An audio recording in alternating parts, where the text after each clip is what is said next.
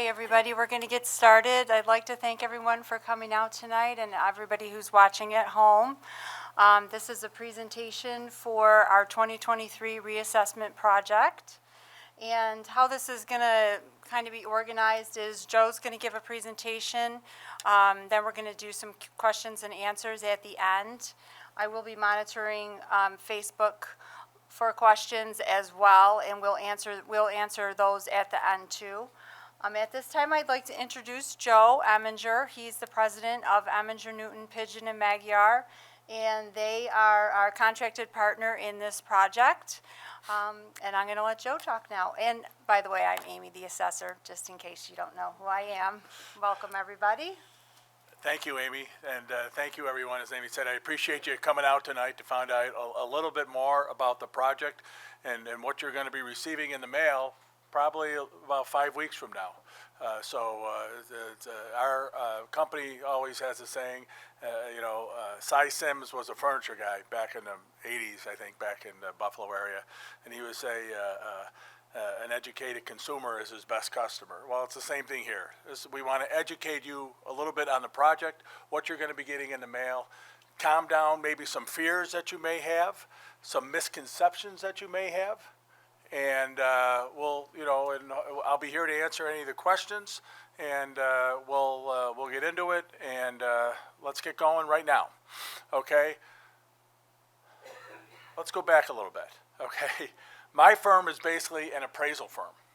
Okay? We've been in business for 36 years. I've been a partner with the firm for 28 years. Okay? And about 15 years ago, we started doing municipal reassessments. We have done municipal reassessments all over New York State with the exception of downstate, up in Plattsburgh, down Delaware County, Western New York, Southern Tier, and so we're well-versed. We understand each town is unique in its own little way, and we understand that you know the properties, your property, better than we do as an assessment consultant, because we haven't been on the inside of your homes, and we understand that, okay? And we're going to get into the process of what you can do to maybe make us aware of that situation as we go through the presentation. So the goal of this project and any reassessment project, whether it's by our firm or another reassessment contractor, is to establish fair and equitable assessments. Pretty clear, pretty plain, okay? Who in here thinks they pay too much in taxes? Raise your hand, okay? I'm going to raise both my hands, okay? We all believe that we pay too much in taxes, okay? Here's the situation, though, reality. We have to pay taxes.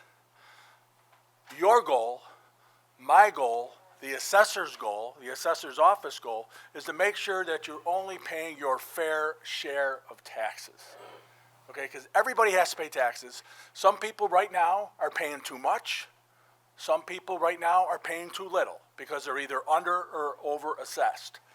Our goal is to get your assessment in line with everybody, and then you're just paying your fair share. So the goal is to create fair and equitable assessments. You're probably going to hear me talk about that more throughout the evening. So a reassessment project does not raise the tax levy. Okay, all a reassessment project does is it provides an equitable redistribution of the property tax. Okay, one of the things I want you to, when you go out tonight, I hope there's one thing you learn, if you learn nothing else tonight, okay, what causes your taxes to go up? Not your assessment. It's not your assessment. It's the tax levy. I want everybody from tonight forward to pay more attention to the tax levies that are put on by your town board, your school boards, and your county, okay? Because that will determine primarily what your taxes are going to be doing if you are assessed equitably. Okay, so pay attention to the tax levy. The assessor could, I can't do that. The assessor could lower everybody's assessment 50%. Okay, 50% everybody in the town. And your taxes, what you paid, either you have it or you're going to be paying or you have paid recently, will not go down 1 penny. And I'm going to show you why that is. It's a simple mathematical equation. So assessments, if you're assessed equitably, the assessment doesn't really have much to do with what your taxes are. Okay, what is the property tax? It's administered locally. All revenues go to support local services. None go to the state or federal government. It's based on the value of the real property. It's called ad valorem, at value. That's New York State law. That's not the town of Aronicoi's law. It's not Monroe County law. It's New York State law. It has to be every property has to be assessed at value. And it's a broad tax. Every property owner, all property owners, all taxable property owners pay a tax.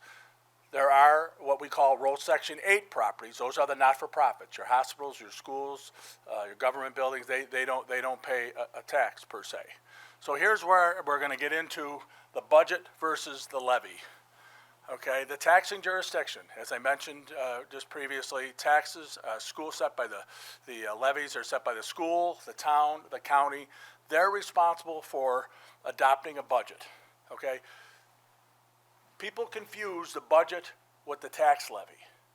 Okay, the tax levy is what's affected by the tax cap. Hopefully you've all heard that New York State implemented a tax cap in 2011 that went into effect in 2012. So it's been over a decade. It's 2%. The tax levy can go up 2% or the lesser of the CPI rate of inflation. 2012, 2013, 2014, 2015, it was actually under 2%. The tax levies, the tax cap was set at under 1% for most of those years.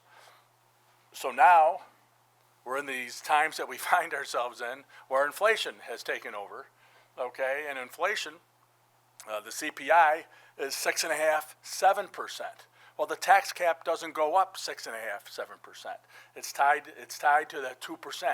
So for last year, and I'm sure it's going to be for 2023 when those budgets are set in November, it's going to be 2%. Now there are certain exceptions. Okay, there's always an exception. Okay, there aren't a lot. There really isn't a lot with municipalities. There are a lot of exceptions with school districts. I'm not going to get into that, but one big difference between a school district tax levy and a municipal tax levy is that school district capital improvements do not go into their tax cap. So if they do building improvements, they have a big bond project, that a lot of districts do, those don't get counted towards the tax cap. If a municipality does a project, whether it be a road project, a sewer project, that counts towards the tax levy. It makes it much more challenging for a municipality to meet the tax cap mandate. You can override it. A municipality or a school district can override the tax cap. It takes a supermajority of the board. So if you have a 5-member board, it would take 3 votes. If you have a 7-member board, it would take 5 votes to override it. Okay, municipalities throughout New York State have overwritten it. And quite frankly, to be honest with you, last year what the inflation rate was towards the budget, this year what we're seeing towards inflation, more and more municipalities, I believe this November, are going to be forced to override the tax cap because like the cost of your homes has gone up, your utility costs are going up, so are the municipalities going up. So a budget, what happens with the budget? You have revenue and you have expenses, and you got to figure out what can't be raised through revenue. When I say revenue, I'm talking about recreational fees, fees from your building department, fees that maybe you're going to have grants coming in. You get that number for revenue, and then you know what your expenses are going to be. The difference between what the expenses are going to be and the revenue that you're going to generate is a shortfall. That's a shortfall in the budget. That's the number that has to be raised through taxation. And that's the number that it's called, that's the tax levy. That's the number that has to be raised, and that's the number that you're going to be, you as individuals and business owners are going to be required to pay the tax on that number. So it's the total cost minus all the other sources of aid equals the tax levy, and it's the amount to be raised by taxation. Okay?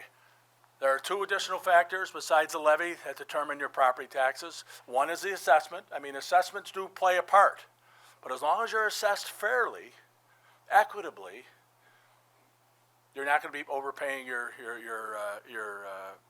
overpaying your taxes. The tax rate.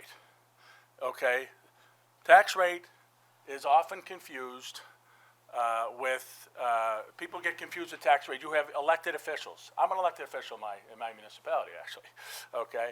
And I hate when municipalities go through reassessment projects and elected officials will say, the tax rate is going down, so your taxes are going down. Not true. Not true. I can guarantee you one thing, hopefully more than one thing with this project, but I can guarantee you one thing, your tax rate, the town tax rate, will be going down. So if your assessment, and again, it's something I'm going to get in later on in the presentation. If your assessment's going up 40%, that doesn't mean your taxes are going up 40%. A lot of people get very nervous about that when they get these notices because they haven't taken the time to come to these meetings and have people explain it or go online and see the presentation online. I get calls all the time. Oh, my taxes are going to raise my assessment 40%. My taxes are going to go up 40%. No, that's not the case. So it cuts it off here a little bit, but the tax levy, how you get to the tax rate is you take the tax levy. Remember, that's the number, that's revenue less expenses. The tax levy divided by the total taxable assessment. Not the total assessment of all the properties in the town. We're talking about the total taxable assessment. Because remember, I just mentioned rural Section 8 properties. Those are the not-for-profits, the hospitals, the schools. They don't get put into this number, in this total taxable value. So you take the tax levy divided by the total taxable assessed value, gives you your tax rate. And this is just an example, just shown for mathematical purposes. If you got a $10 million tax levy and your total taxable value in the town is $500 million, you'd be paying $20 per thousand for taxes. So again, it all gets back to the tax levy, which I mentioned before. Okay, assessments do play a factor in your tax calculation. That's why you got to make sure it's incumbent upon you as the property owner to pay attention to what your assessment is. And the tax levy but the tax levy, as I said earlier, is the most important thing in controlling the amount of what your tax bill is. Okay. I'm going to assume, and I should, what they say about assuming, but I'm going to assume that most of your assessments over the past 5-6 years have not changed. I'm going to assume it's been there, okay? But I'm going to guess that your taxes have gone up every year. Right?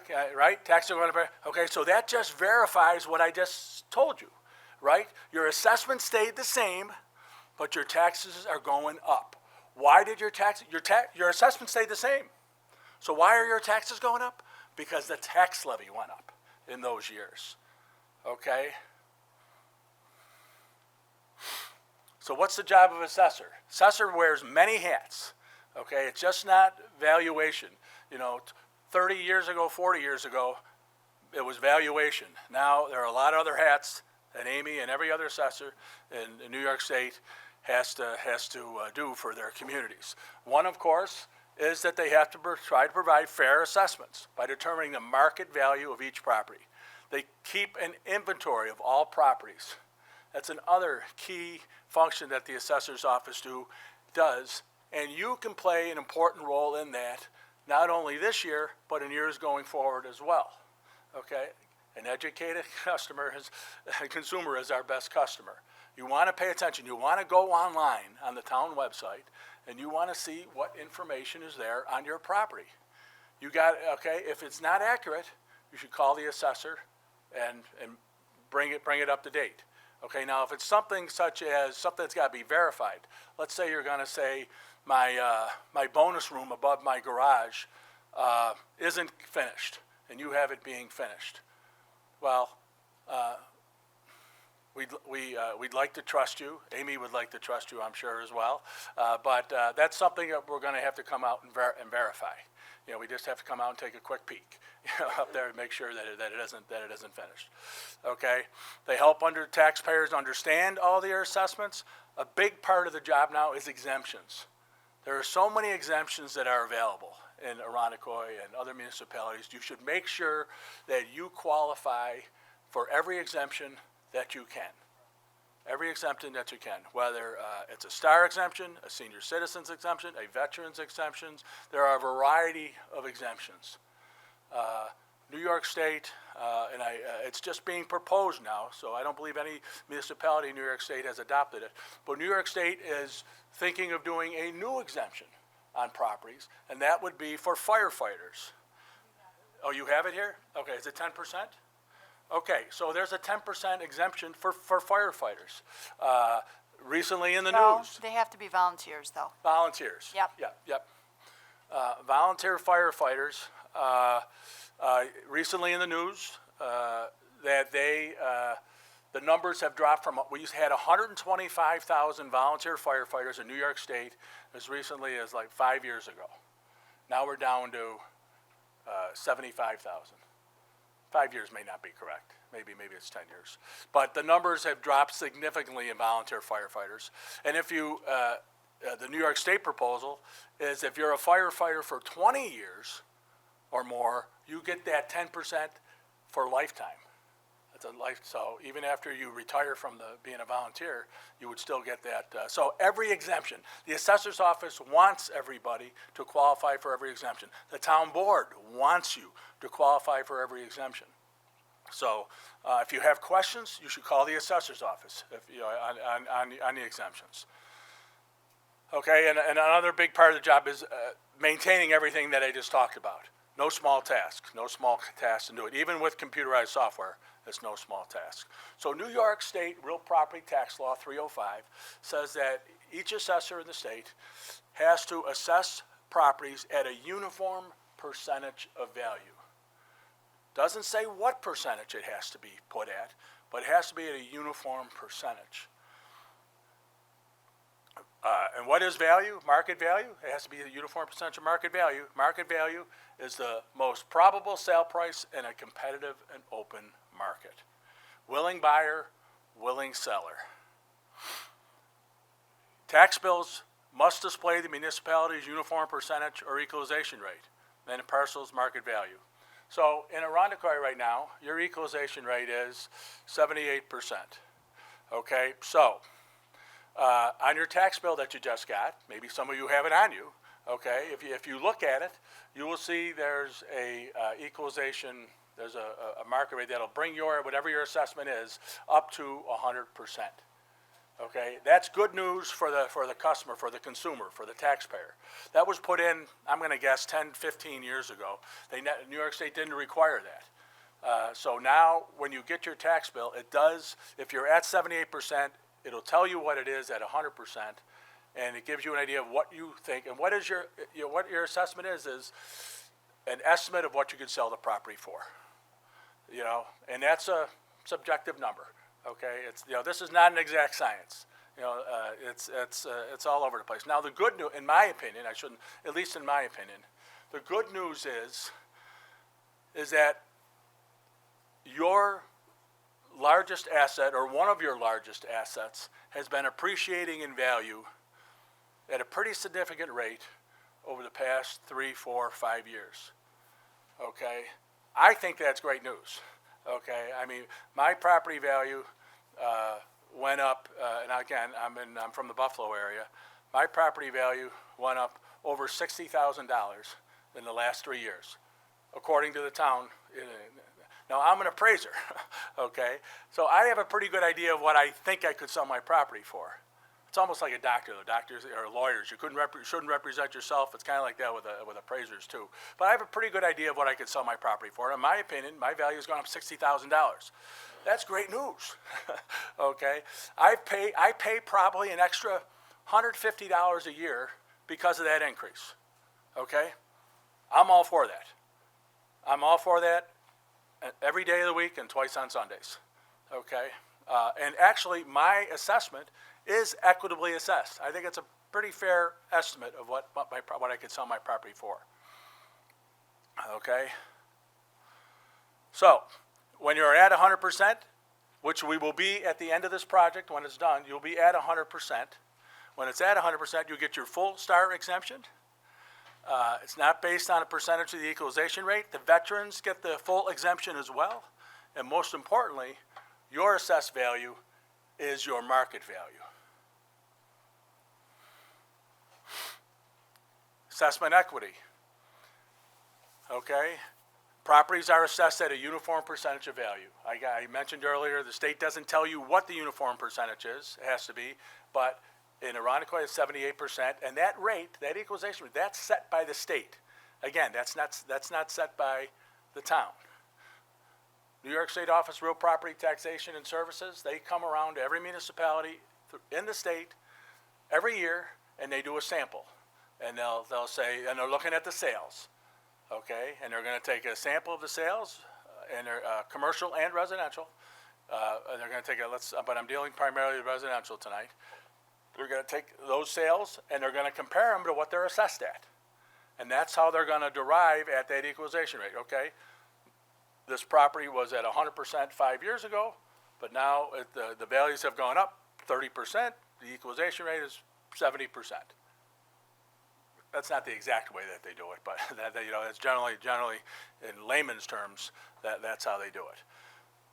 So they want to make sure that properties with similar values pay similar taxes. Okay, similar values pay for similar taxes, and again, we just want to make sure that you're paying only your fair share, because everybody's got to pay taxes. You just want to make sure you're paying your fair share. Equity is the goal. Okay, again, New York State requires that we got to be at a uniform percentage of market value. And when assessment equity exists, it ensures that the tax burden is distributed equally amongst all taxpayers. If one property or neighborhood is significantly underassessed, what does that mean? Not only is that neighborhood or individual paying too little in tax, the rest of the town is subsidizing their taxes. And that's not fair, okay? So here's an example. This is a hypothetical example. This is not an example in Irondequoit. This is a house in 2018, 2 houses, both center entrance colonials.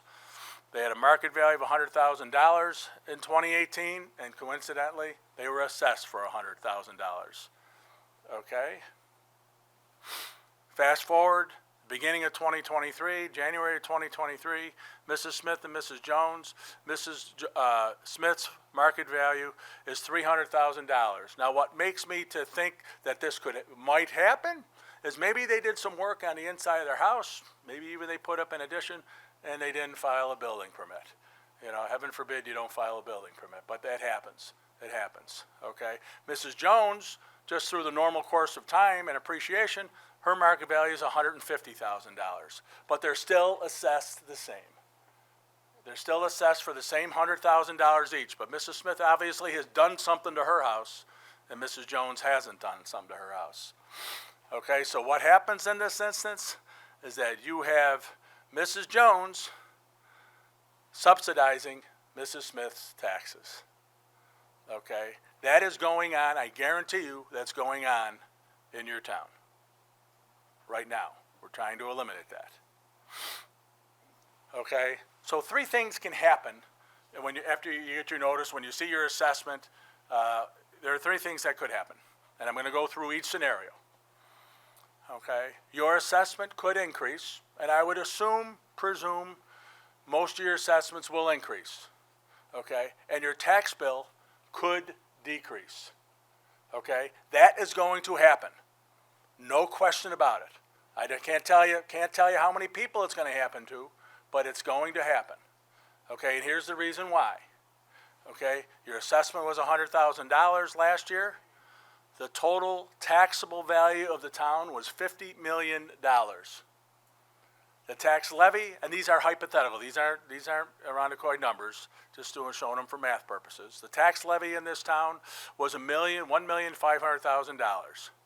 So how do you get the tax rate? Okay, you take remember I said tax levy divided by the total taxable value. You get $1,500,000 divided by $50 million. You come up with 3 cents per. It's 3 cents per thousand. And just let me do the math here. I don't want to double check here. You got $1.5 million divided by 50 million. You get 3 cents. You get 3 cents, okay? But you got to multiply that now by 1,000 because the taxes are per thousand. 3 cents times 1,000, okay, gives you $30. $30 times 1,000 gives you $3,000 in taxes. So this year, fast forward, your assessment went up 5%. Okay, now it's at $105,000. The total taxable value of the town went up 8% to $54 million. The total taxable value of the town of Arundecoy is going up. That's good. That's good. Yeah, if it starts to go down, that's not good for anybody. Not good for the municipality. It's not good for the residents, the business owners. Okay? The tax levy stays the same. The town father and mothers, they did their job and they kept spending level. So they took that $1.5 million divided into $54 million. You get a tax rate per thousand. It would be of 2.778 cents. Multiply that by 1,000, and you get $27.78. By the $1,000 by the 105, you take that 27.78 times 105, and you get 29.18. A decrease in taxes of $83. Don't go out and spend it all in one place. Okay. Especially in these times that we find ourselves in. $83 doesn't go as far as it went last year. Okay, but it still is a decrease. Your assessment went up and your taxes actually went down. It's going to happen. This next scenario is going to happen too. Your assessment could increase and your tax bill could stay the same or relatively the same. That's going to happen to a fair number of people. Fair number of people. The example for last year is the same. On the right side for this year, your assessment went up to 5%. The total taxable value of the town went up to $54 million. Here's the kicker, though. The tax levy. The tax levy went up 2.86%. But, Joe, you just said it's a 2% tax cap. Remember I said there's an override. This municipality did an override. The taxes had to go up, or the levy had to go up 2.86%. So the levy is now $1,542,000 and change. You get that tax rate of the $1,542,855 into the $54 million. You come up with the $28.57 per thousand, and you get the same $3,000. So your tax bill went up. Your assessment stayed your assessment went up, but your tax bill stayed the same. At this time, I want to bring attention to you to two figures that you should pay attention to that will give you maybe a good indication of maybe where your tax increase will be. Okay? Pay attention to the total taxable value of the town, what it was last year and what it was this year. Okay? Or actually, when you get the notice in March, you'll have 2022 information and 2021. The budget, Town of Arundecoy's budget isn't set till November.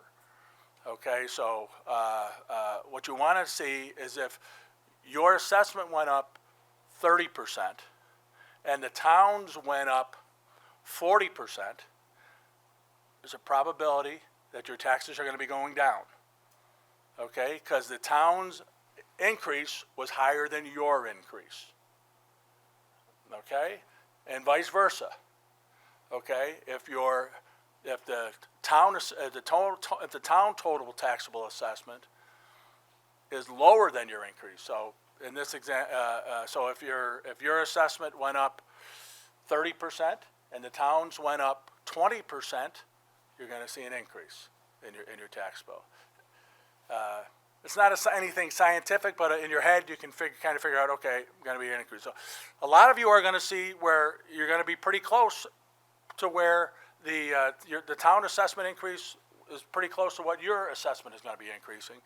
And so your taxes should remain fairly stable at that point. Okay? We don't know what the tax levy is going to be, though, in November. When you're going to get the notices in March, in 5 weeks or so, we don't know what it's going to be come November because the budgets haven't been set. Okay, the school budget's going to set theirs in May, and the town is going to set their budget in November. So the information that you're going to see on your notice is going to reflect 2022 information because that's the most recent information that we have. We can't make the information up. We deal with certainties in that instance. Now here's something, a third scenario that could happen that I can tell you isn't going to happen. But I'm going to show it just for demonstration purposes. On the left side, everything stays the same. Here, not so good news for the property owner. Your assessment went down. Okay, there are going to be people.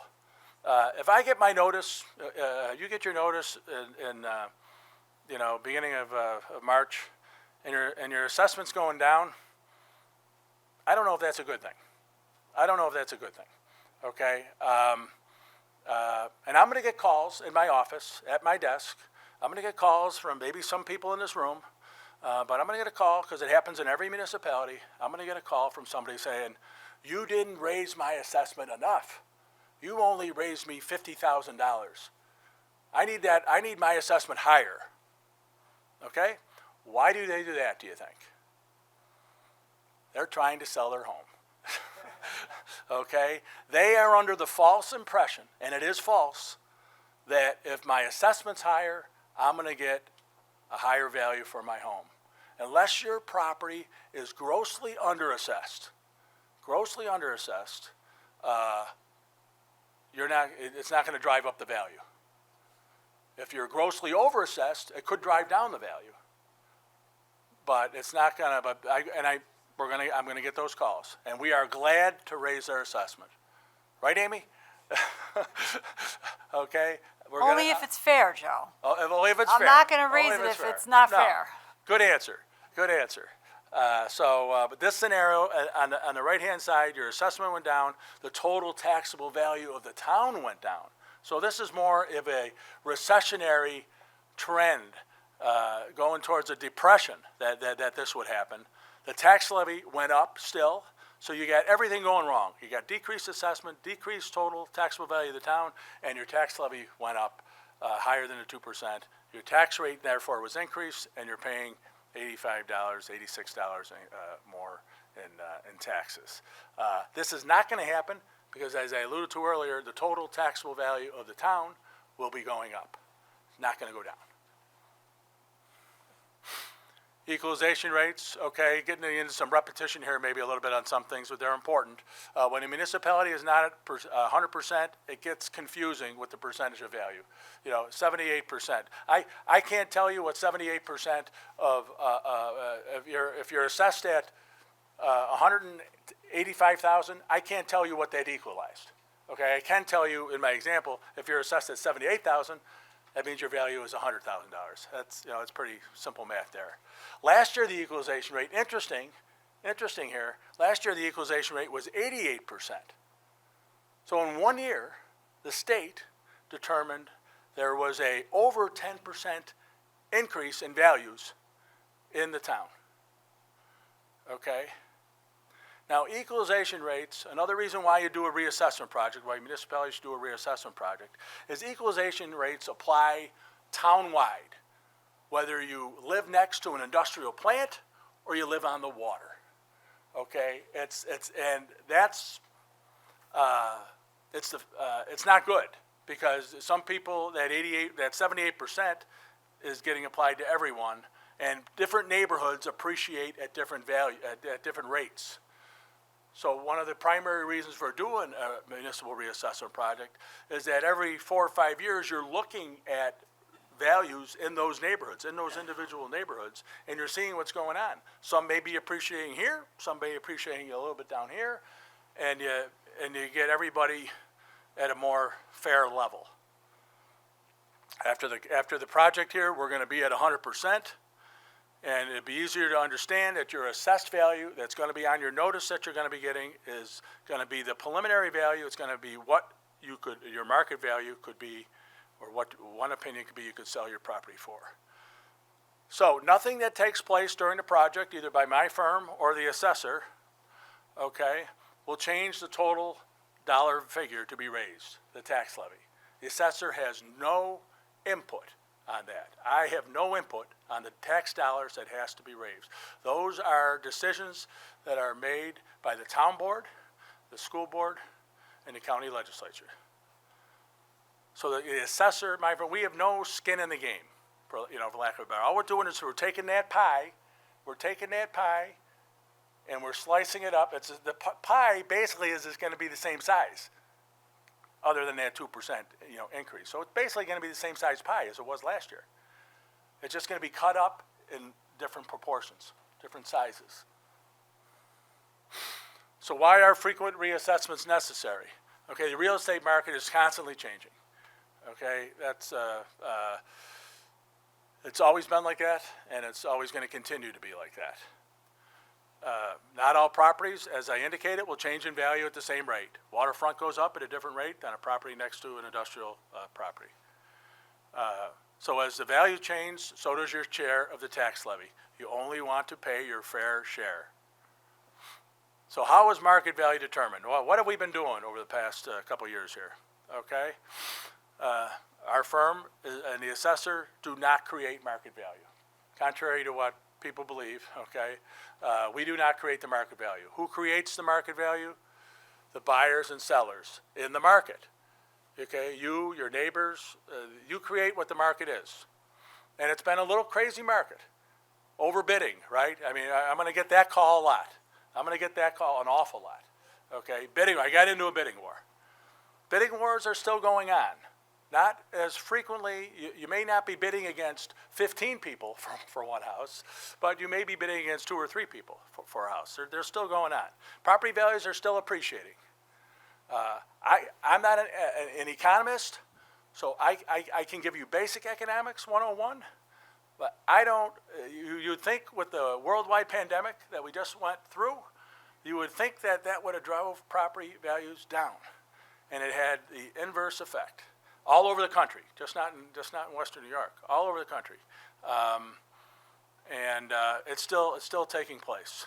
But I want to assure you, just as the reassessment project is going on now with property values going up, 4 or 5 years from now, if property values go down, or sooner, if the town board elects, if property values go down, okay, a new reassessment project will come out and they'll lower your property value, okay? But one thing it won't do is it won't lower your taxes, because the tax levy, in all likelihood, won't be coming down at the same rate. So don't shoot the messenger, okay? It's just the contractor monitors and analyzes the real estate transactions. We only use licensed real estate appraisers to value your properties in this project. Now, there are roughly 21,000 parcels in the town. I'm going to guarantee you one. Okay, I guaranteed you something earlier about the tax rate coming down. I'm going to guarantee you something else is going to happen. We are not going to get everybody's assessment correct. Okay, 21,000 parcels. We're going to miss some things, whether it be condition, because we haven't been on the inside of your house, whether it be a condition issue, could be a variety of things. And that's why we encourage everyone who is watching on Facebook Live and in the audience tonight, we would encourage you to participate in the informal review process. We want to hear from you. When you get your notices beginning of March, we want to hear from you. If you think we missed the boat on something, okay? So there's going to be a lot of information that I'm going to be getting into in a couple minutes, what you should do. And we really do want to hear from you because we want everybody to be assessed fair and equitably as much as we can. So what drives market value? The first thing you probably all know the answer. Location, location, location. It was that way 5,000 years ago, and it is today, and it's going to be the same 5,000 years from now. Okay, location, location, location. Some locations are more desirable. You're on the lake view, lakefront. Some people may want to prefer to be in the city. That's what's going on now. You know, the millennials, the younger people, okay, they want to move into the city. My generation, we got out of the city. Okay, we got out of the city. Couldn't get out of the city fast enough. Okay, but now you're going back into the city, seeing a resurgence of the urban areas, which is good. Okay, other people may want bigger yards. They want land, so they'll go more out into the nature, more into the more rural communities in the county. So what else drives market value? Economic influences, obviously. What's going on in the world? What's going on in the country? Things that the town of Arundicoy, you don't really have a big influence of that. I don't have a big influence on that, but that's definitely drive market value. Style of the home, okay? Ranch-style homes are the most popular style home. They are the most desirable home, meaning they probably increase in value the most. Why are they popular? Because all those baby boomers are now retiring, and they're moving from their 4-bedroom colonials into your 2 or 3 bedroom ranches. Very popular. If you got a decent ranch, a home, if it's on the market more than 3 days, you either got it way overpriced or there's a big problem there's something wrong with your house, a foundation issue or something. But ranch style is very important, or style home, very important.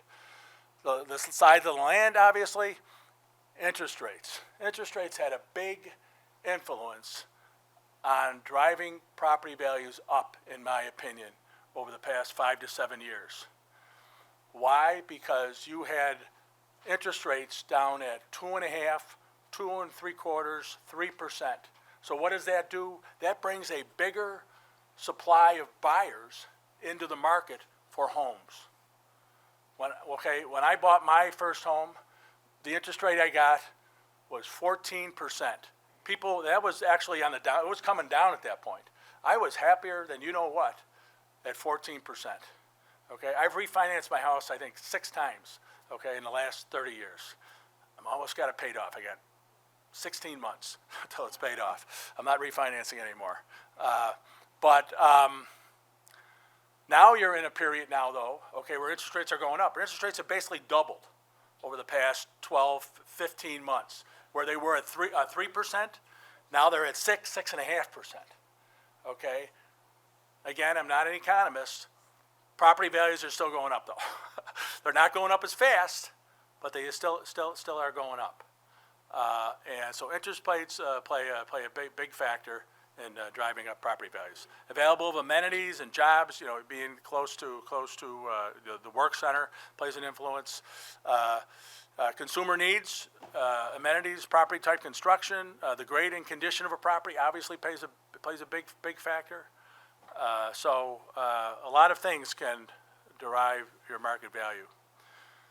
So changes in property value, okay? Different types of properties in different locations change in values at a different pace. Okay, that's what I said a couple of times now. Properties on the waterfront appreciate at a different rate than those in other more industrial settings, for lack of a better word. Okay, after a period of time without a reassessment or analysis of all property types, the equity may diminish. It says may diminish here. It should say will diminish. Okay, over time, if you don't do an equity reassessment project, you will see more inequities in the roll, okay? For the simple reason, I shouldn't say a simple reason, one of the reasons being the equalization rate is applying to everybody, and you're gonna have properties at the waterfront that are, quite frankly, in my opinion, probably would be underassessed, okay? Underassessed. The people who can least afford it, those maybe in the urban centers, their assessments are going to be going, or taxes are going to be going up. Quite frankly, their market values are, or market values even are staying the same or could be coming down. Properties on the lake values are doubling. I've seen assessments on lakefront properties, not here, lakefront properties who went 6-7 years without a reassessment project, whose property values went up 70%, okay? And the equalization rate's like, was like half of that. So they're getting away, they're selling their homes for, let's say, $500,000, and their assessed value, what they're paying taxes on, is $300,000. It happens a lot, all throughout New York State, if you don't do an equity reassessment project. The loss of assessment equity will result in some people paying more than their fair share of taxes, some people paying less than their fair share. So here, the question you have to ask yourself, you're going to get a notice, okay, beginning of March. The number one question, you're going to look at the notice, is the market value estimate that's on that sheet, is it a reasonable representation of what you believe you could sell your property for? Okay, I mean, if your assessment, if we got $200,000 on your home, and it comes in at $205,000, yeah, you can call me up. You can challenge your assessment. That's pretty darn close, though. Okay, if your assessment comes, if you think your property's worth $200,000 and it comes in at 230, 240 or higher, you know, then you got to do something. You got to go to the informal process, and I'm going to get into that right now. But so ask yourself, is it a reasonable representation? If it is, you can rip up the paper and you're done. Don't have to do anything. If it isn't, you're going to do one of these things that I'm going to get into. Okay, so here is the assessment schedule. Okay, here we are. We are now January 23 is our public meeting. The impact notices will go out end of February, first week of March. Informal hearings. What is an informal hearing? Those are going to take place in March and April. That is a one-on-one meeting between you, the property owner, and somebody from either myself or somebody from my firm, and we're going to talk about your property. Okay? You're going to tell us about your property. Joe, I just had a recent appraisal. I refinanced my house. Appraisals are very good indicators of value. Not going to say they're 100% foolproof, but you have a recent appraisal for a refinance.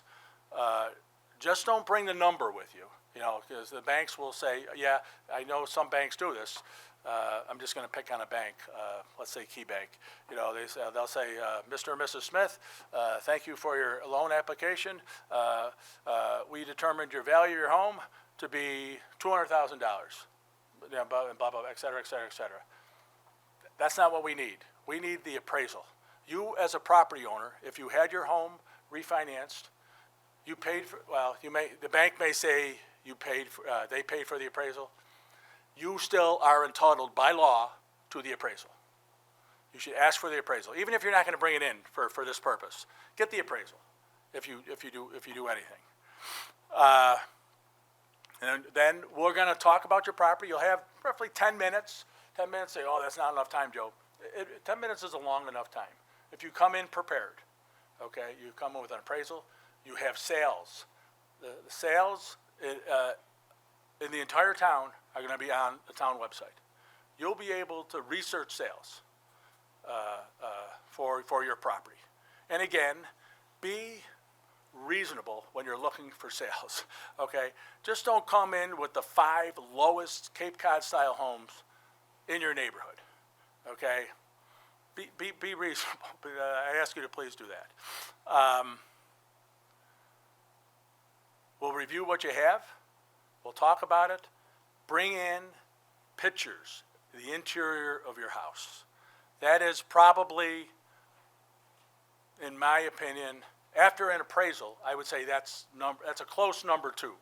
Okay, I'll call it 1B. Okay, appraisal 1A, pictures 1B. Because a lot of homes haven't been updated. You know, we're basing it on the exterior condition of your property. It's not a perfect system to do that, but that's the best system that we have. It's cost prohibitive for the town, and quite frankly, against the law, we can't come in on the inside of your home unless we're invited to. Okay? Okay, so if you want us to visit you inside your home, you know, you should call up the assessor or call up me. There's going to be a number at the end of this presentation. And we'll come out and visit your home.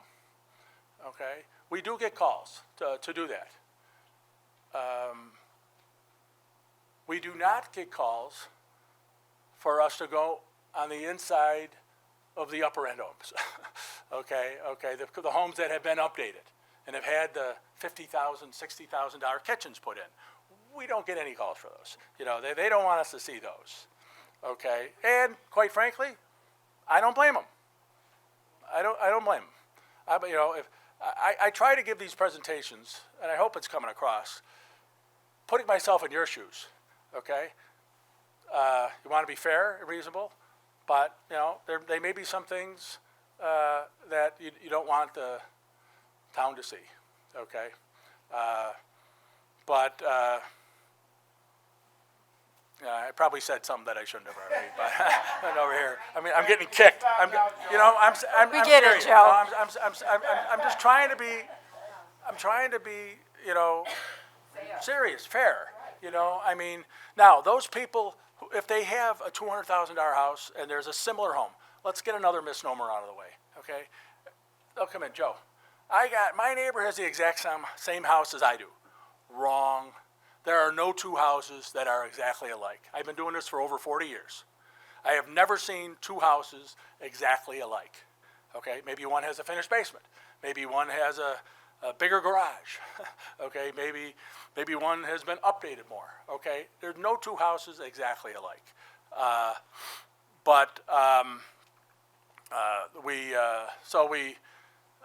We talk about your property. We listen to you. We're going to ask you what you think your property could sell for, what you believe the assessment should be. And you're going to get that number by looking at the sales that you're going to research. And you're going to tell us what that property is worth. And then we're going to take that information and we're going to review your property again. And then you will get another notice in the mail from those who go through the informal process. And there's going to be a number to call. You're going to get a notice, and there's going to be a number for you to call for an appointment to schedule that informal review. You go through the informal review. You're going to get another notice from the assessor's office that's going to tell you what the result was of that informal review. If you're asking for 190, let's say, and we kept it at 200, you still have an opportunity to still challenge your assessment. Okay, and that would come at the Board of Assessment Review, which is on, otherwise known as Grievance Day, which is on May 23rd this year. Okay, so you get another crack at lowering your assessment. It doesn't cost you anything other than your time to come to the informal review. You don't need to hire an appraiser. You certainly can. I'm not going to discourage you from doing it, but you don't have to. You can do a lot of this. The informal review, you can do a lot of that on your own. Board of Assessment Review, no cost. Okay, you'll have to call the assessor for an appointment. They just call for the appointment, but you don't have to. It doesn't cost you any money to do the informal review. To do the grievance day. There is a 4-page form that you have to file for the Board of Assessment Review. Form RP 524. If you're writing things down, write that number down. RP 524. If you Google that, you will get the form. You'll get it in a PDF form that you can fill in. You bring that before the grievance board. Okay, grievance board, Board of Assessment Review is made up of a panel of your peers, town residents. We're out of the equation now. My firm is out after, pretty much out of the project after the informal review process. So we're doing the informal reviews. Board of Assessment Review takes over after that, and the assessor. Okay, so now let's say you go to the Board of Assessment Review. You're asking for 190. They come back at 195. So they lowered it, but maybe not as much as you still think. You know, you're going to be a little stickler here. You're going to argue over that $5,000, okay? Because you think you got very good comps that'll support that. Okay, so there's one more avenue that you can do. So you have 3 cracks here to lower your assessment. The first, I said, informal review. The second one is the Board of Assessment Review. And the third one is called Small Claims Assessment Review, SCAR. It's a SCAR hearing. When you get to the SCAR hearing, there is a $35 filing fee. Is it still $35? I think a $35 filing fee of that. In a lot of instances, not all, but in a lot of instances, the hearing officer will, if you are successful, if they believe you, they'll refund that to you. But it's only $35. It's heard before one person, and that's the final. He's going to determine everything. He has the final say. I would recommend strongly, very strongly, that you get an appraisal at that point. So it's going to cost you, I don't know, $450, $500 for an appraisal, $35 filing fee, and then you go in and you can present your case. If you have the appraiser represent you, they might charge you an hourly fee to come in and represent it, or you can do it yourself. The important thing is you get to have an appraisal, and you're able to talk about the appraisal a little bit. Because the town is going to do their analysis too, and they'll have something to show the hearing officer. They'll determine the value, and that's the final say. After that, you're done for the year. Okay, if he agrees with you, okay. If he doesn't, you're still done for. There's nothing more that you can do. If you have a commercial property, there's an Article 7. Is anybody here for commercial properties? Okay, well, so I just, in 2 or 3 sentences, if you have a commercial property, it's a much more expensive, at least up front, proposition, because you do have to retain an attorney. It's an Article 7 hearing that goes through the Supreme Court, and it could go on for years. It could go on for years. And you're paying the taxes all through that time that it's going through before the agreement is heard. So final assessment roll will be filed July 1st, 2023. It's filed July 1st every year. So again, some of this stuff I've already went through already as I was on my roll here, so you're going to hear a lot of it. But what can taxpayers do if they have questions or concerns? Go to the assessor's office, ask questions. That's open to the public. Check the town's website, library, or the assessor's office for information regarding assessment and sales. You can do it right in your living room. Okay? You will be able to make an appointment for the informal review after March 1st, after you get your notice. There'll be a number on the mailing that you're going to receive that'll tell you what number you should call.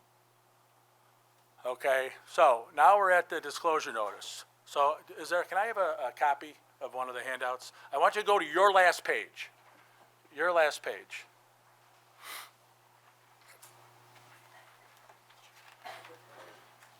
And you should see, this is what you're going to get in about 5 weeks. Okay, this is the impact notice. And I just want to go through here and just tell you what it's telling you, what this form is telling you. Does everybody have one of these so you know what we're talking about?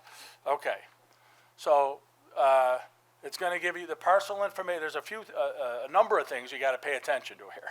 Okay, and I can see I'll blame my secretary. My secretary didn't change it. I said, you can't have the county of Erie and the town of Veronica. Okay, but that's right. She's yeah. Don't look at that up there because we changed it. Look at your sheet. Okay, but it's going to give you parcel information. It's going to give you an what we call an SBL number, that 100.00 dash. It's going to give you an SBL number. Then it's going to give you the address of the property. It could be the address of your home. If it's a rental property, it'll still be the address of the property that's being reassessed, and then under owner information, it'll tell you where you live, and that. But in that parcel information, it tells you what type of property it is. A 210 is a single-family home. 220 is a double, and so on and so forth. Okay, it'll give you this area land. It'll give you a land area. The column to the right is something you have to pay attention to because it lists your exemptions. Okay, if you get this notice in 5 weeks, and you know that you're getting a star or an enhanced star, okay, senior star, and it isn't shown here, you got to call the assessor's office, okay? And it's an easy thing to correct, but pay attention to the exemptions that are listed on your impact notice, okay? Then you go down, and you'll see year 2022, 2023.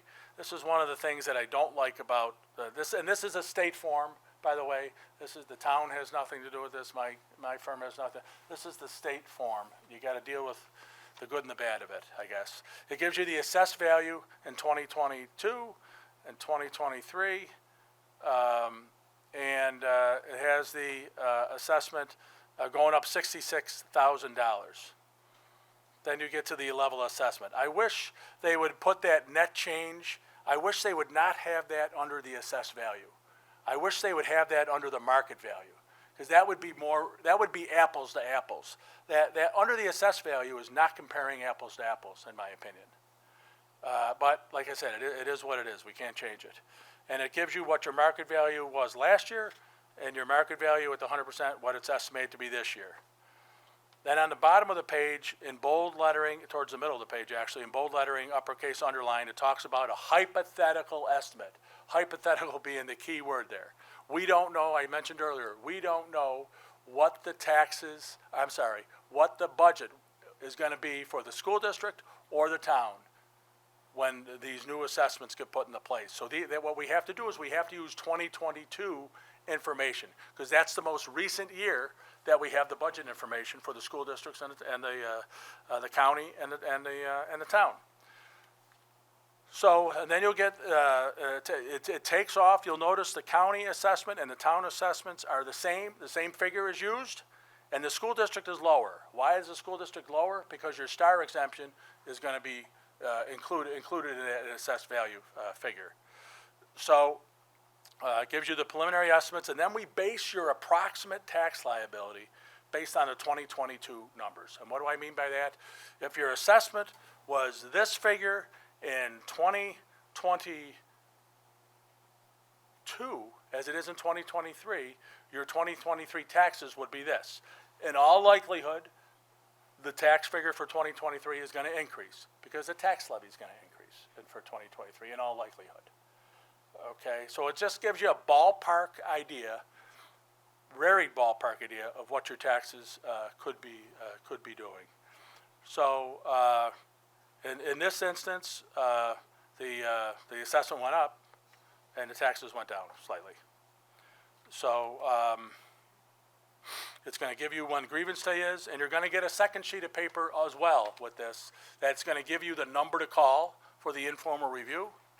And it's going to tell you, where to go for the informal review, and it's going to give you a number to call if you have questions, which is really, it goes right to my desk. And if I'm around, I pick up the phone. If I'm not, somebody else in my firm will pick up the phone. And we try to accomplish as much as we can. If we can do things over the phone, if you say, Joe, I just purchased my property in December, okay. That sale is not going to be in our model. I bought it for 190. You have it at 200. What can you do something with that? I would say send me the contract. So send me the information, the closing statement. Send me everything on that. So,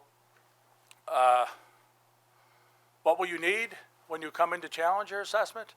You'll need comparable sales. Use similar style homes. If you got a ranch home, we don't want to see old style homes that were built like in 1940, 1930. Okay, use similar style homes. Got a Cape, use Cape sales. You got a colonial, use colonial sales. If your home has had an arm's length sale in the last 3 years, that's going to influence value. We should have that sale. We should have that sale already. But you want to make sure that when you come to us, you make sure that you can present that to us. Make sure your property inventory matches what the assessor has, your square footage. Okay, now I don't want everybody to go home, buy a measuring wheel and measure your house. Okay, I don't want you to do that. But if you have an appraisal, even if you bought your house 20 years ago, if you had that appraisal, it should have a sketch with it. And if you haven't put on any additions or anything, that should tell you what the square footage of the house is. Okay, make sure that matches up with what the assessor's office has online. Go online and check.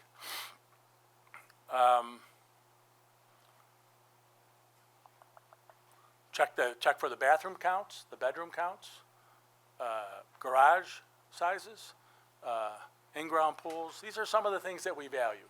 Okay, I'm going to tell you some of the things we value and some of the things we don't value, quite frankly, okay? Square footage is based on gross square footage. What do I mean by gross square footage? The exterior dimensions of your home. Okay, a lot of people will call me up and they'll say, Joe, you got me for 1,500 square feet. I only have 1,350 square feet. I measured up the house. I go, how did you measure it? Well, I went around the inside of the house and I measured the walls, not counting closets, or things like that. I said, no, that's not, that would be a net square footage. We use gross square footage. So you walk around with a wheel or a tape measure with somebody else, and you can calculate the square footage of your home. Bathrooms. Bathrooms are big, okay? Bathrooms, we do adjust for bathrooms. Bedrooms are about 35, 40 things that we can adjust for. Land area, adjust for them. So you want to make sure your bathroom count is correct. Okay? Wink, wink. Okay? You get that? Okay? All right. You want to bedrooms? We don't count bedrooms. Oh, well, we count bedrooms, but we don't value bedrooms. Okay. The reason we don't value bedrooms is because a lot of people have changed if you have a Cape Cod style home, they've changed a dining room into a bedroom. You've had enough, huh? I have that effect on people. Okay. All right.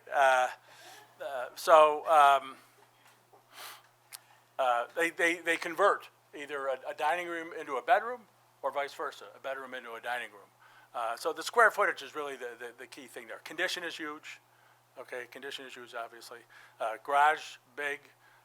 We only value, unless you have a raised ranch or a split-level home, we do not count finished basement areas. So if you have a finished basement area, it gets valued, but not at the same rate that the above-grade space is valued. Much like an appraisal. That's what appraisers do when they appraise your home. They'll give a value to your below-grade area, but not at the same rate that they do the above-grade area that's finished. And some below-grade areas, can be just as nicely finished as the above-grade area. We do, at that point, if we know about that, because we do research the sales.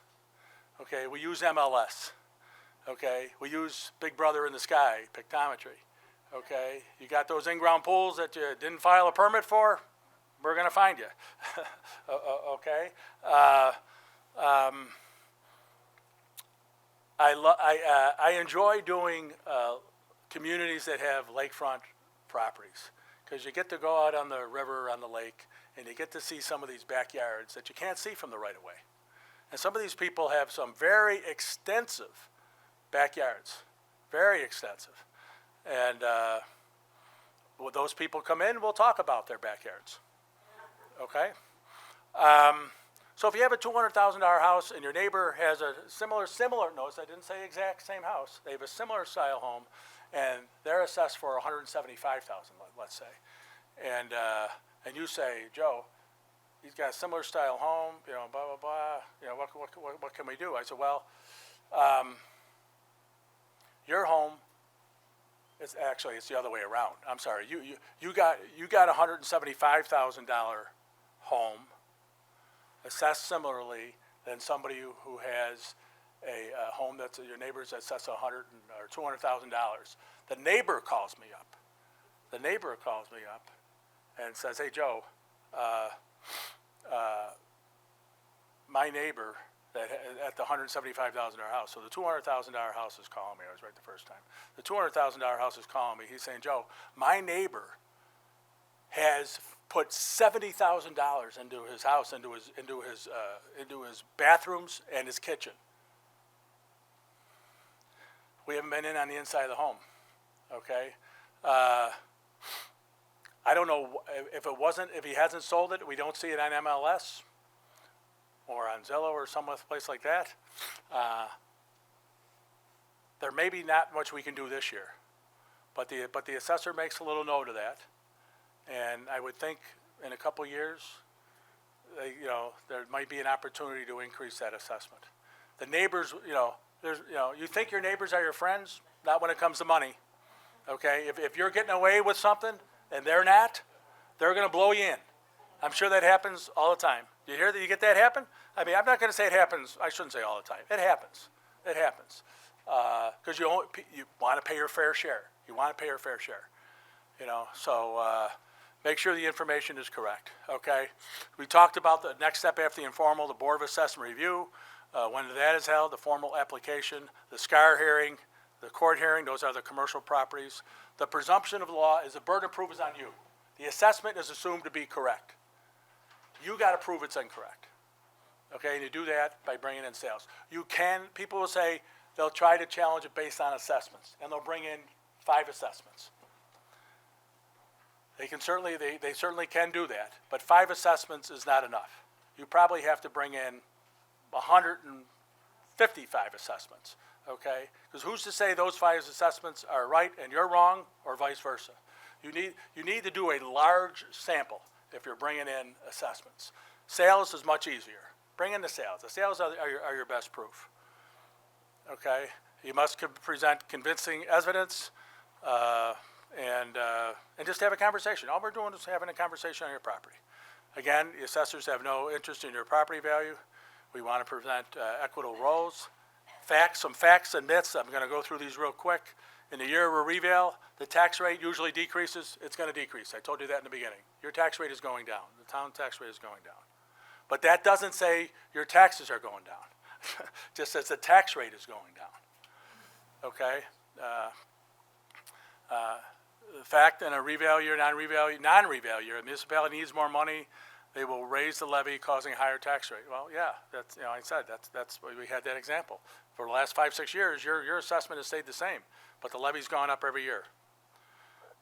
Okay, your assessment does not raise the taxes. It's your tax rate that raises the taxes. There's the example, 2018, 2023. Your assessment stayed the same, but your tax rate went up. You're paying more taxes even though your assessment is the same. Went over that umpteen times. Facts and myths here. Tax levies grow at a faster rate than municipalities conducting reassessments. False. Not true. Tax levies are really controlled by the tax cap. Okay, fact, this is a fact. The budget dollar-driven systems force the tax rate to float and will require the budget to be set without regard to the underlying taxable value. That's true. Again, your assessments aren't the determining factor. So what's the key to your tax rate? What the levy is. Pay attention to your levy. Pay attention to the levy. That's going to determine what's going on with your taxes. Assessors raise values in response to the taxing district pressure for revenue. That's not true. The assessors don't do that. Town boards can do that. County legislatures can do that. School boards can do it. Assessors don't do it. Assessors don't raise your tax levy. Values change in response to the economic changes measurable in the marketplace? Absolutely. Tax rates should drop proportionally to assessment increases. In other words, additional taxes are being collected. That's true as well. Okay, the assessor sets the property taxes. You know that's not true. Gone over that umpteen times. Fact, the property tax levies and rates are set by the school boards, town boards, fire district boards, county legislatures, not by the assessors. The assessor is only responsible for placing the fair market value on your property.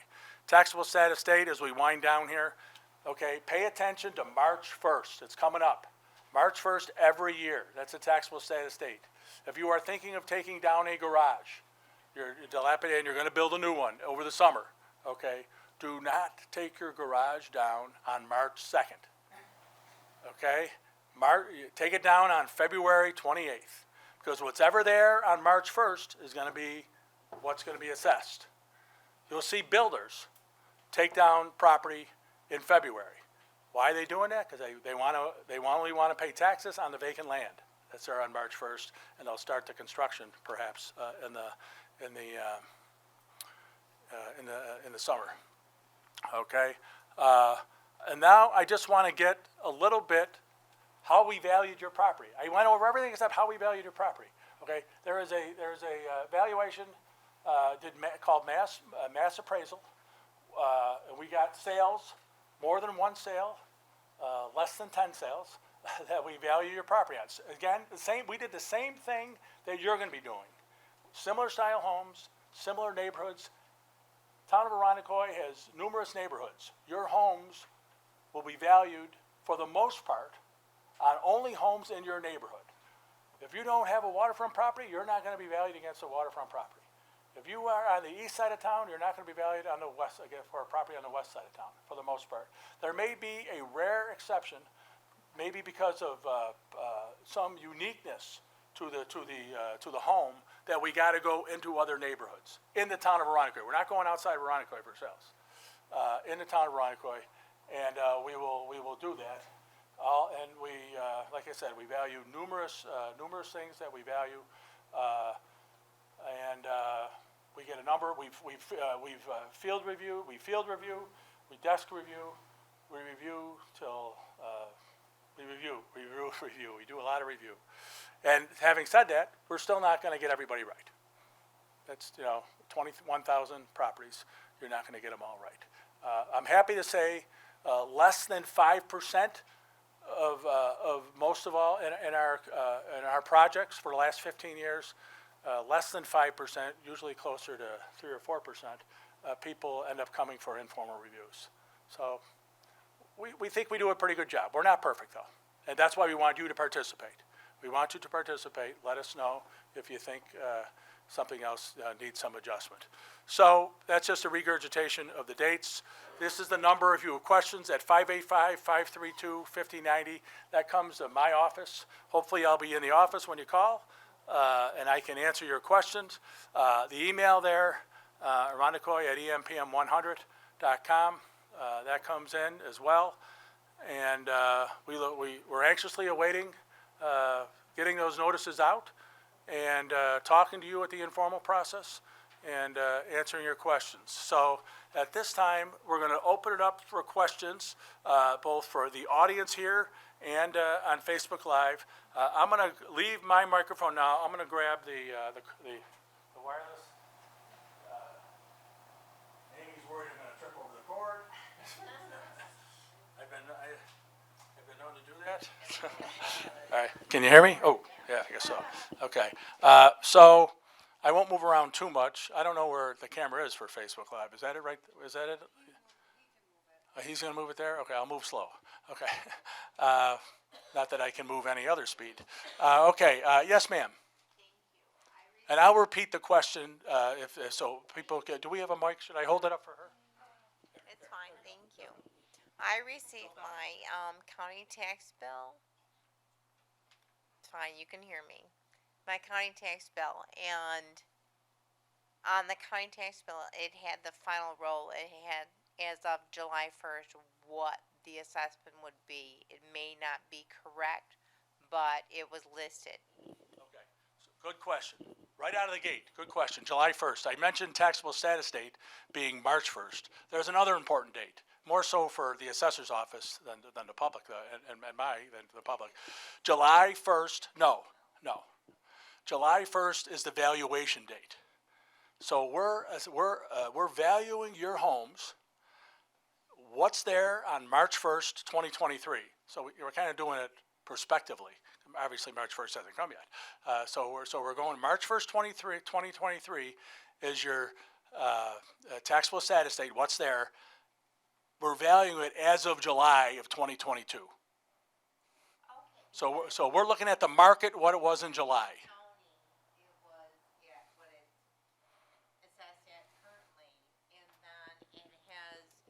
Different assessment listed as of July the 1st. It has another $26,700. That almost sounds like a star, doesn't it? Or I don't know. Do you know what it is? That's probably the difference between the assessment and then what it would be if it was assessed, if it was at 100% equalization. So it's giving you the market, the estimated market value is that higher number. That's what those two numbers are. You're welcome. The gentleman in the back in the baseball hat, you had a question? Yep. Hold on. You got it? Okay.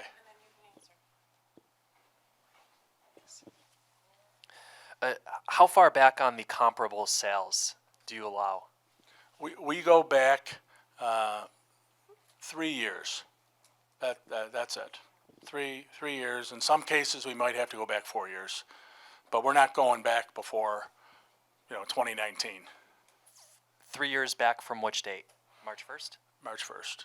No. We go back, it'll be like back to July 1st, 2019, I believe. Okay, thank you.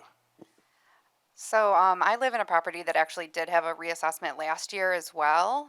So our taxes already went up $450 a month. So I'm just curious what I should expect. It's just concerning Okay, if that so- were to happen okay. again at the same So level. without knowing your property. Yeah. Okay, again, never assume, I'm assuming maybe you had some work done to your property? We just moved in, like, so we probably just overbought, like, So but how yeah. do you handle when people move in? So when people purchase homes in Arundecoit, we review the sales if they've been MLS listed, and a lot of times there are inventory changes, and we do make assessment adjustments not during reval years for properties that have gone through physical changes. So if your house had physical changes, which if I knew what your property was and was looking at the computer, I could tell you what those changes were that we did not have in inventory, and so there was a value added after you purchased the home. And that's from reviewing, the assessor reviews MLS as well. Yeah, so we review the MLS, they review the MLS. Now, to get to your question though, your assessment should be pretty close to what it was.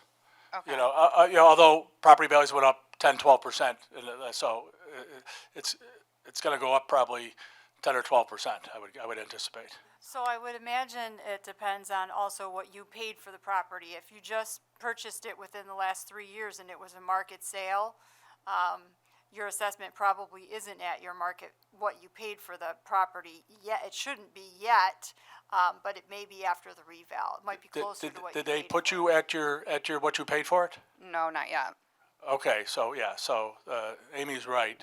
It's going to be based on. They might have put it up a little bit, but our the numbers when you get your notice will be based on at the 100%, and it'll take into account your sale though. It'll be one of the sales that we utilized. Yes, sir.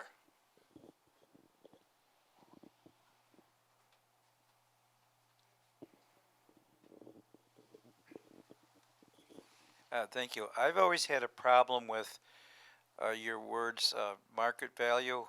If my house is market value, you're saying it's worth $100,000, and I sell it, I'm never going to get $100,000. I'm going to get $94,000 because the realtor's going to take $6,000 for fees. Do you curve that in? How do you? Because no one gets the market value because you have to pay a realtor fee. So how do you blend that? We don't blend most, because every property, most properties, I should say every property, most properties utilize a commission, so they're all being treated similarly. We're not treating you any different than anybody else. Well, if I sell it by myself, then I get $6,000 more. Well, maybe if you got an educated buyer, they're not going to give you that. You got to have a willing buyer, willing seller, educated buyer, educated seller. So if both parties are aware that you're not going through a realtor, I don't think that buyer is going to pay what you would have gotten with a realtor. They'll pay, you'll meet somewhere maybe in the middle, so we're just trying to be fair to everybody. We can't pick and choose, okay, this one, it would just be cost prohibitive to go through and analyze every sale. Okay, this one had a realtor. This one didn't have a realtor. Then you miss one. I mean, I think the fairest way we're doing it is the way we're doing it now. Treat everybody the same. Anybody else in the audience? Yes, ma'am. Hi, thanks. I was wondering, I know that you're looking at the MLS listings for property values, sales of homes, but for those of us that have been, say, in our house for 20 years and there's been no movement, are you driving by and looking at the conditions Yes. of every home in Arundecoit? Yes, or? from the right of way. Okay. Yes, we're not getting out of our cars. We're doing everything, from like curbside review. Okay. Yes. Okay, and then, if there's project work that we know desperately is needed on our homes, Informal review. okay. Informal review. And, yep, roofs, yeah, obviously if you need a roof, you need a new roof, take a picture of your roof. Okay, if you have an estimate Yes. from your roof, or you have a plumbing repair, You know, you got a sewer issue, your lateral line or something, you know, I mean, those are things, some of these things are typical maintenance though.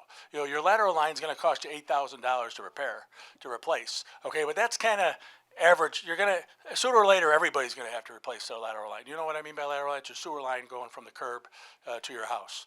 Sooner or later, everybody's gonna have to replace one of those. But your roof, it's a condition adjustment, you know, and, if it's really bad, it does come into play.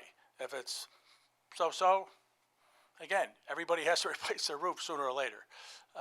If you're buying, we only use what we call valid sales. We don't use every sale that is recorded at the county. Okay, we use valid sales, willing buyer, willing seller.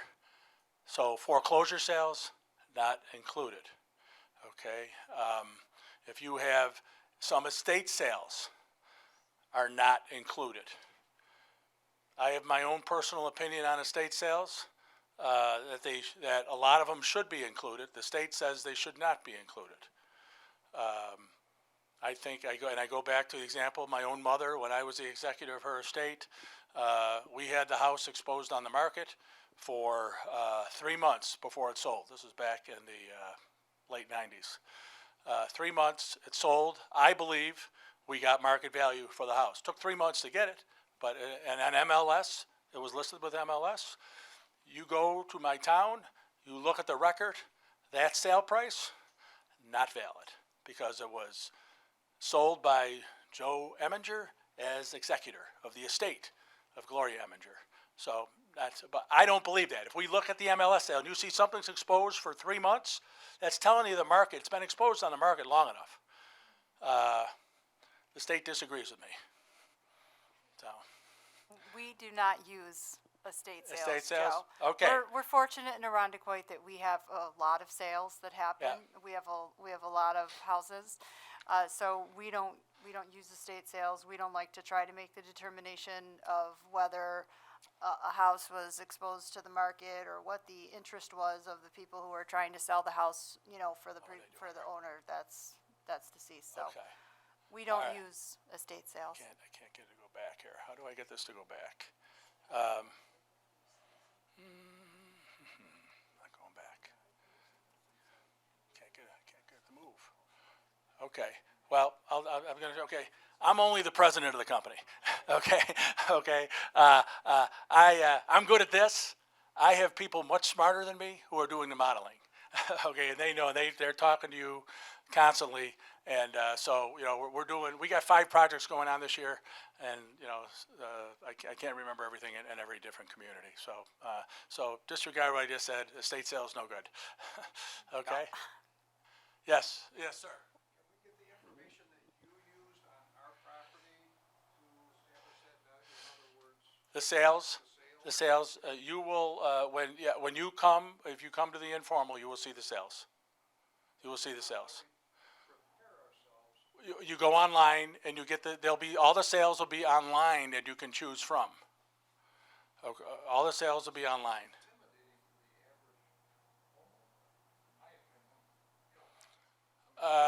Remember, the burden of proof is on you. You can show you the sales. You come and we'll show you the sales. Just do the best job that you can. This is the informal process. It's just a conversation. Nothing to get nervous about. You go to the Board of Assessment Review, you're going to raise your right hand. You got to swear to God to tell the whole truth and nothing but the truth, so help you God. Informal process is just sitting down at a chair at a table and just hey, how you doing today? Hey, how was your trip? You find it all right? Hey, let's talk about your house. Very, very laid back. Yes, ma'am. Oh, we'll do it here. I'm sorry. You got the microphone already. Go ahead. We'll get you next. All right. When was the last assessment done before 2018? 2008? 2008. So Yeah, so 15 to me, years. what that shows is that they didn't assess it after the market crash of 2008.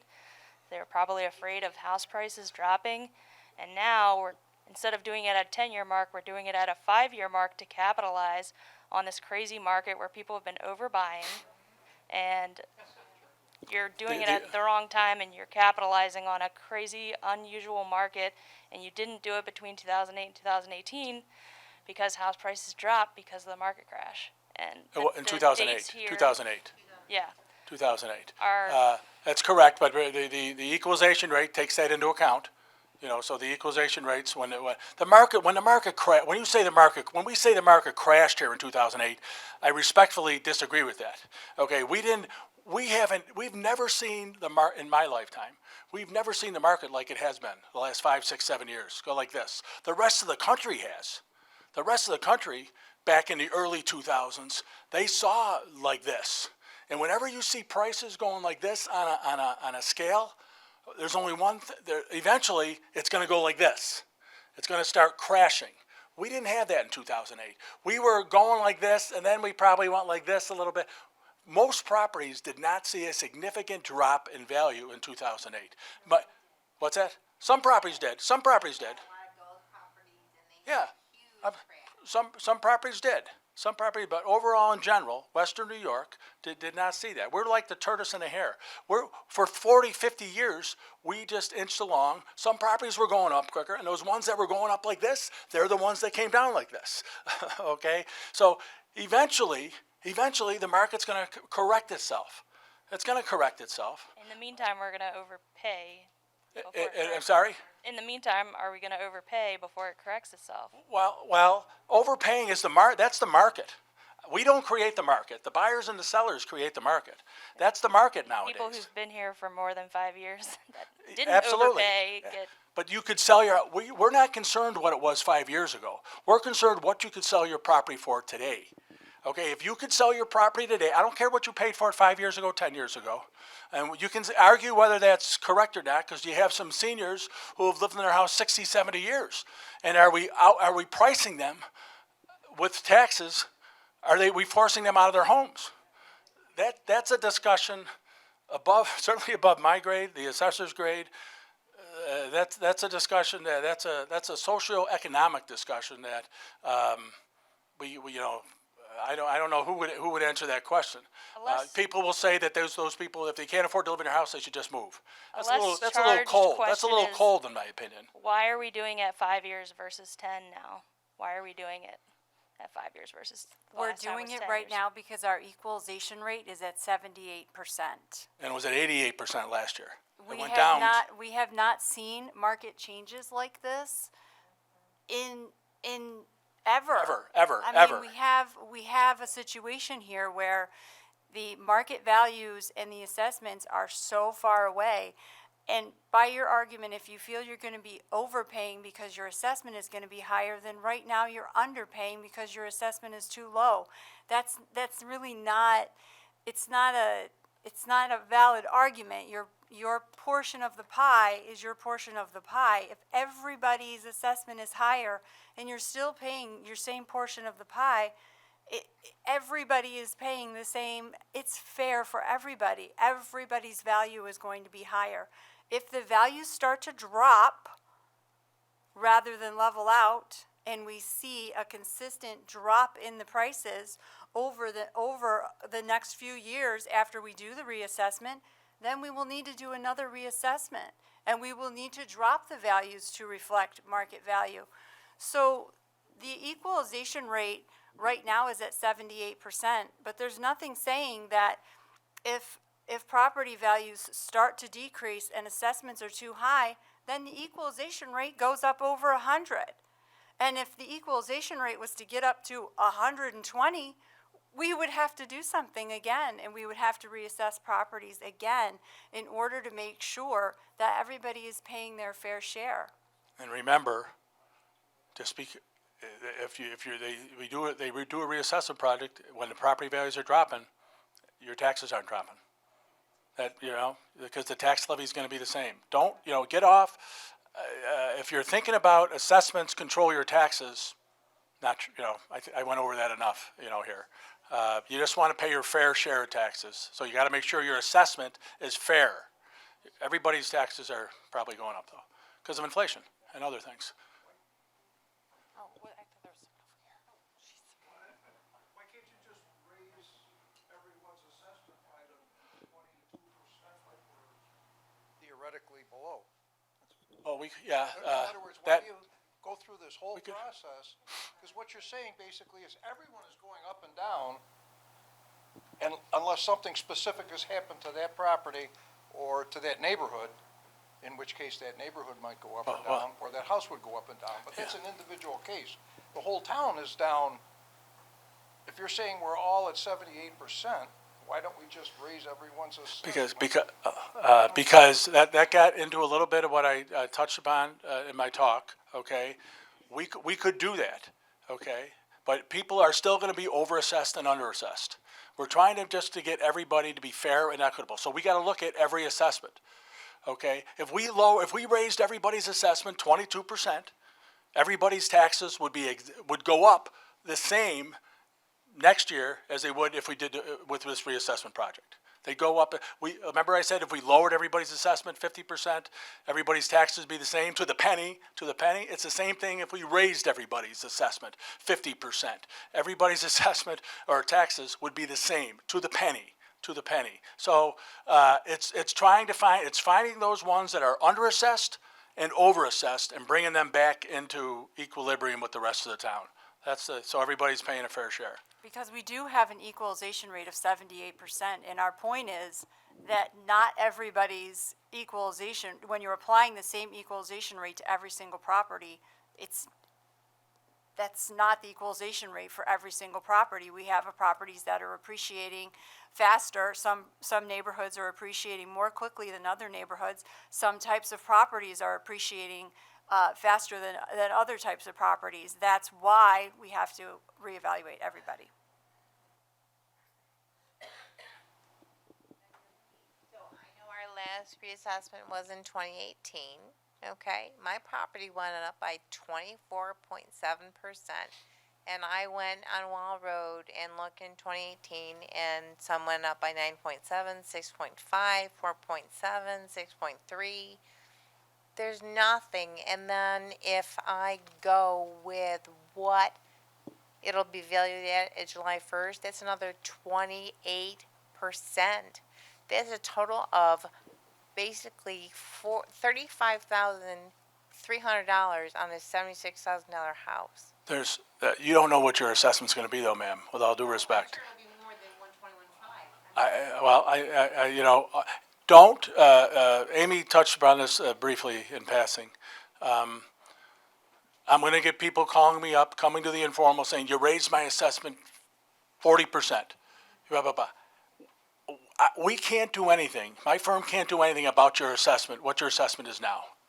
The only thing we can help you with is what your assessment is, the assessment notice that you're going to get in another 5 weeks. We can help you with that number. If that number's not right, we'll look at it and review it, and we'll do something. You could have been underassessed. You could have been underassessed. Because they hadn't assessed in a long time, so Well, I ate the $18,800. Oh. But I don't want to eat another $26,700, even if it's accurate, which it's not. Okay. Well, come to the informal then, and make your, we can have a discussion about it. Okay. Okay. Yes, ma'am. She's coming up. She's coming up here.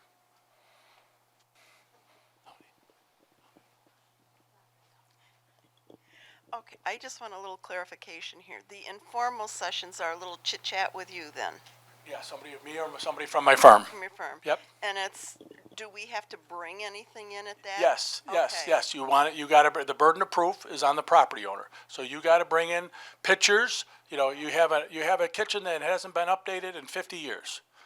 Okay, things like that. Okay, you got issues with, I don't know, what other issues you may have. If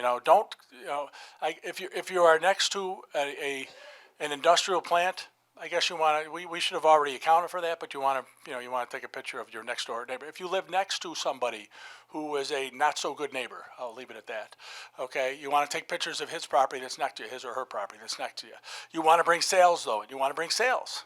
Go online, the website, go to the town website, get the sales. Well, I thought you said you'd have sales there. We'll show you the sales. We're going to show you the sales, but that's going to be our. You should look for sales as well. Okay.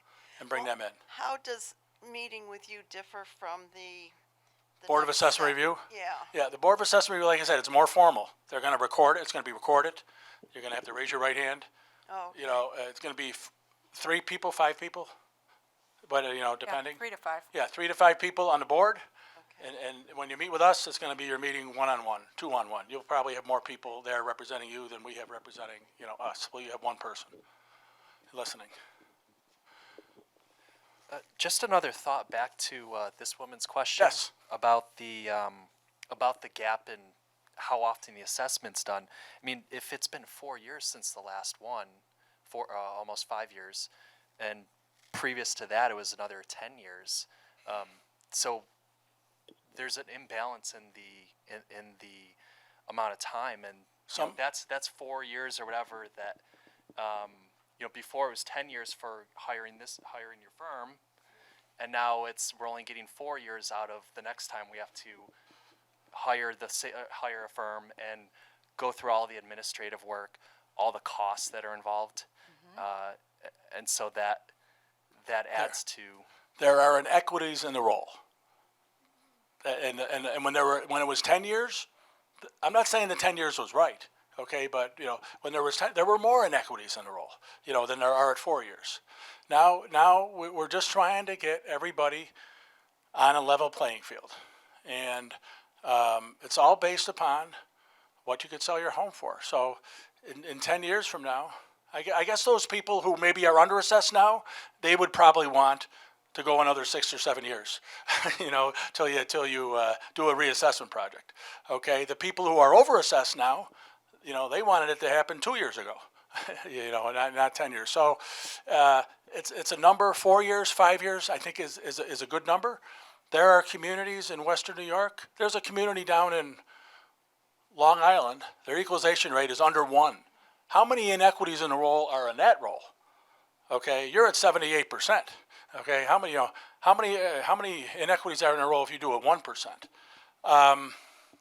If the town, I hasten to add here, if the town did not do a reassessment project this year, the EQ rate, I'm guessing you went from 88 last year to 78% this year. If we didn't do the project, if the town didn't do the project, I'm thinking you'll be at 68, maybe even less than that. Okay, the number's going to keep dropping. Your value is still going up. I mean, make no mistake about you apply, the values are still going up, and your taxes are going up because your tax rate is going up. The lower your equalization rate, the higher the tax rate. Okay, you understand that? Those people in Long Island, their tax rate is probably $1,000 per thousand, maybe more, maybe $1,500 per thousand. Okay, your tax rate, or most municipalities' tax rates. As I said, it's going to be dropping. Your tax rate is going to be dropping this year because your total assessed value is going up. It's an inverse relationship there. So don't listen to people who talk about tax rates. I alluded to that a little earlier. It's chosen. The time to do the project really is not chosen by the assessor. It's chosen by the town board. When it can be done, and. There are people who are paying not enough taxes, and there are people paying too much of that. And they're just trying to be fair to everybody in the town. Fairer, I shouldn't say fair. But in the process, we have to hire a firm to do this. So we only got 4 years out of the last one, and then 10 years since the previous one before that. So that 10-year gap is fewer dollars spent on hiring a firm to come in and do the assessment. Again, I won't answer for Amy, but it gets back to being fair and equitable. What's fair to the taxpayer? To the average taxpayer, what's fair? The price that they're paying my firm, I can't even remember what we got paid, but the price that they're paying our firm is nothing compared to the inequities in the role that'll be picked up.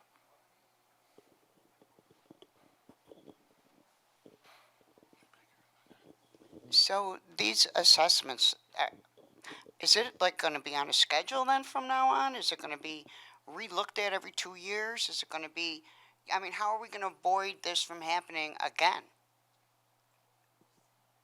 Avoid what? Avoid this happening where people's houses haven't, been changed in all these years.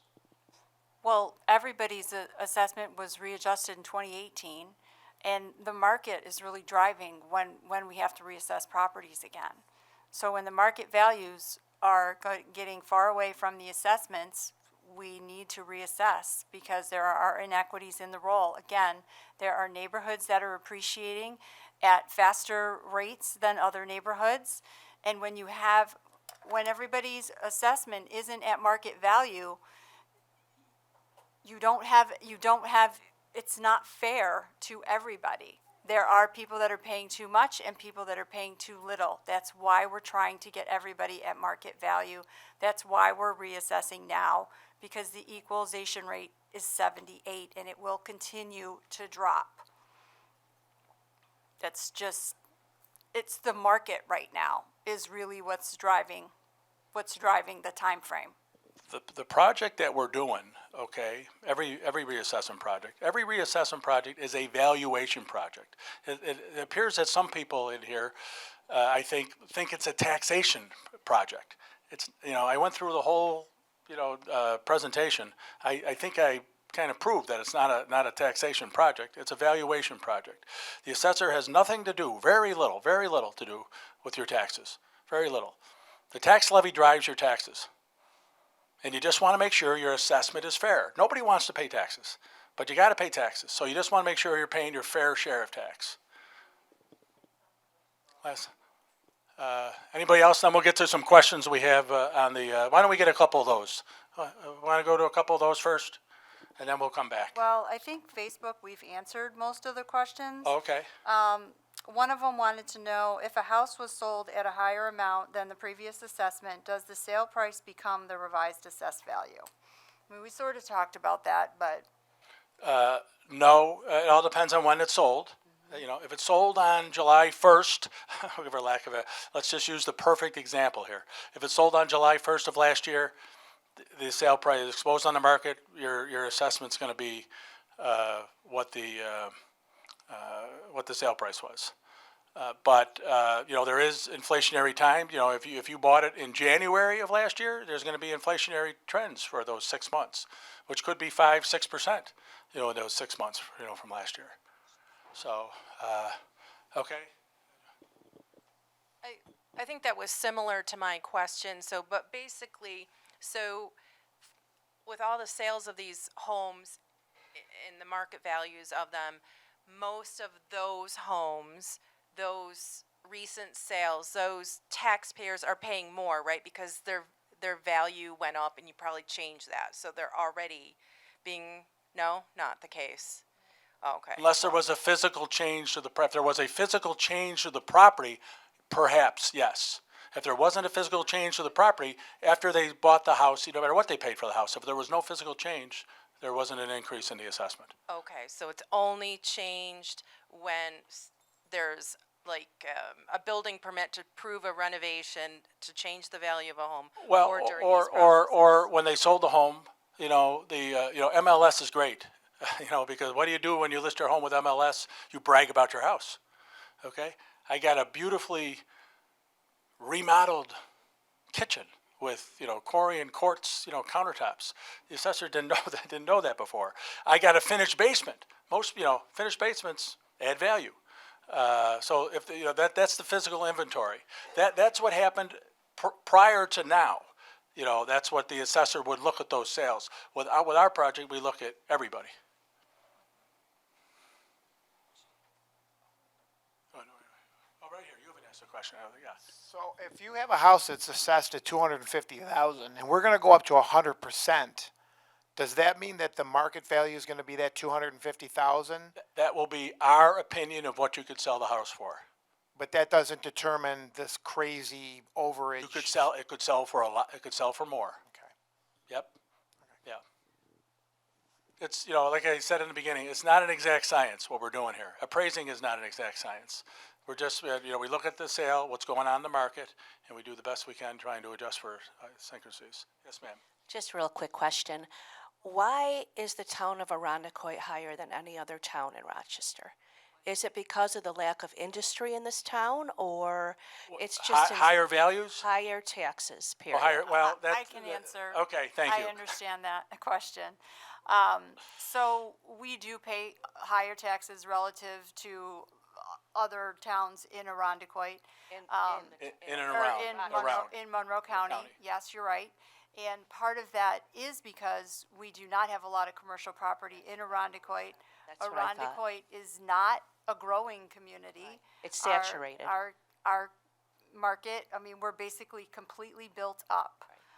So there's no new value really coming in. It's not significant. So as costs increase, there's not a larger base to spread that cost over. Right. And we all wind up, paying more. I live in Arundecoit, so I understand.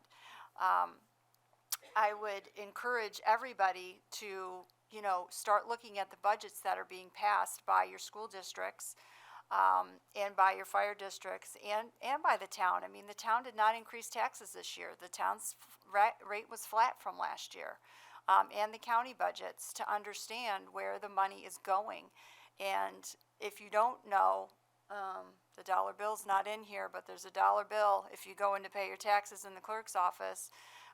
It's at the assessor's office, which shows the percentages of where your tax dollars are going. And about 60% of your tax dollars is going to school taxes.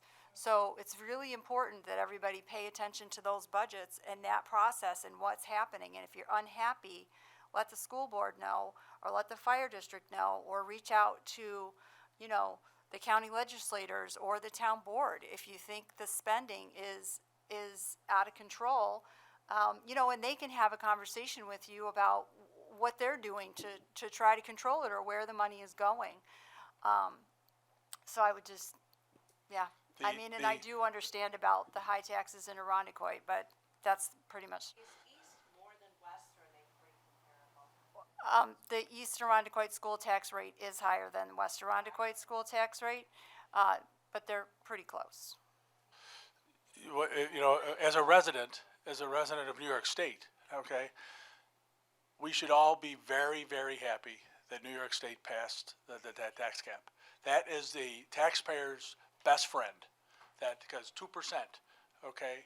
I've looked back at newspapers in Western New York, and they were bragging in the 90s. Town boards were bragging in the 90s that they kept the tax increase under 6%.